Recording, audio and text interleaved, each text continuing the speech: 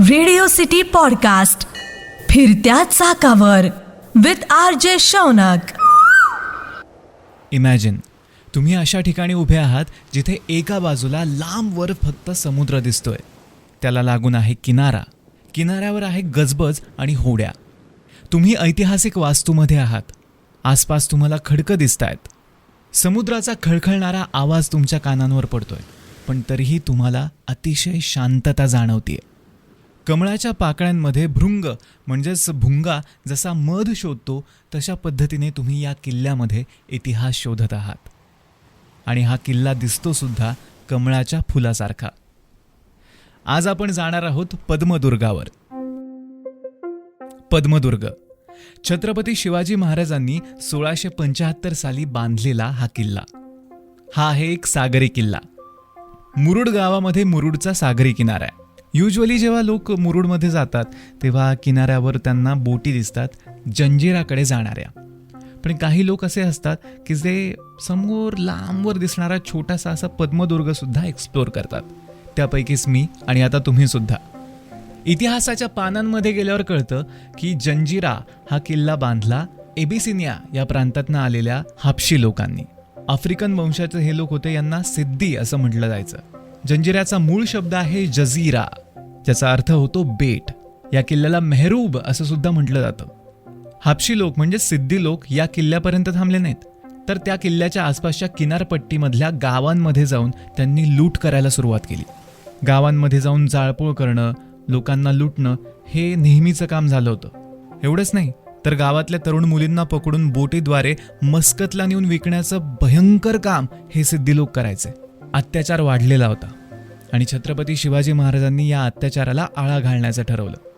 मुरुडच्या किनाऱ्यावरून 1-1.5 किलोमीटर समुद्रामध्ये आत कासा नावाचं बेट त्यांना सापडलं. या बेटावर त्यांनी किल्ला बांधायचं ठरवलं आणि म्हणूनच पद्मदुर्ग उभा राहिला.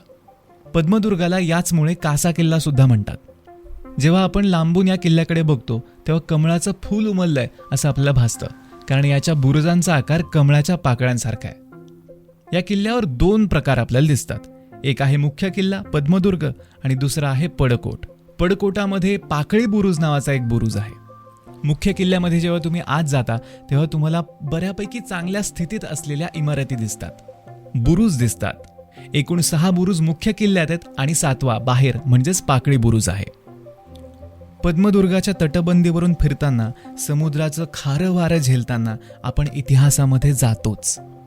पूर्वीच्या काळी या किल्ल्यावर 70 ते 80 तोफा होत्या, पण आता त्यातल्या फक्त 42 तोफा शिल्लक आहेत आणि त्या सुद्धा अतिशय गंजलेल्या अवस्थेत आपल्याला दिसतात. प्रशासनाने याकडे लक्ष दिलंच पाहिजे. या किल्ल्यावर एक गोड्या पाण्याचा तलाव सुद्धा आपल्याला दिसतो, म्हणजे पूर्वीच्या काळी याच तलावातून पाणी पुरवठा या किल्ल्याला होत असेल याचा अंदाज आपल्याला येतो. छत्रपती शिवाजी महाराजांचं एक वाक्य आहे. या किल्ल्याबाबतीत त्यांनी म्हटलं की राजापुरीच्या उरावर आणखीन एक राजापुरी निर्माण केली. म्हणजे जंजिऱ्याचे सिद्धी जो अत्याचार करायचे त्याला आळा घालण्यासाठी, त्यांना शह देण्यासाठी हा किल्ला अतिशय उपयुक्त ठरला. मराठ्यांच्या आरमारासाठी सुद्धा पद्मदुर्ग एक महत्त्वाचं ठिकाण झालं होतं. आपण कोकणात अनेक ठिकाणी फिरतो, अनेक किल्ल्यांवर सुद्धा जातो, पण जेव्हा मुरुडला जातो तेव्हा आपण पद्मदुर्ग मिस करून जंजिऱ्याकडे वळतो. जंजिरा सुद्धा पाहावाच, तिथला सुद्धा इतिहास जाणून घ्यावाच, पण त्यामध्ये आपला पद्मदुर्ग सुद्धा तिथे उभा आहे हे कोणी विसरू नये. त्याच्यामुळे जेव्हा तुम्ही आता कोकणामध्ये जाल, मुरुडला जाल, तेव्हा या पद्मदुर्गाला नक्की भेट द्या आणि पद्मदुर्गावरचा सनसेट नक्की अनुभवा.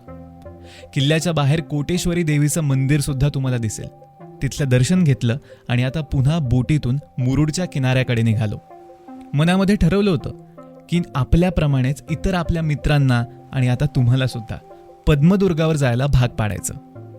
RJ Shaunak signing off. Radio city podcast फिरत्या चाकावर विथ RJ शौनक.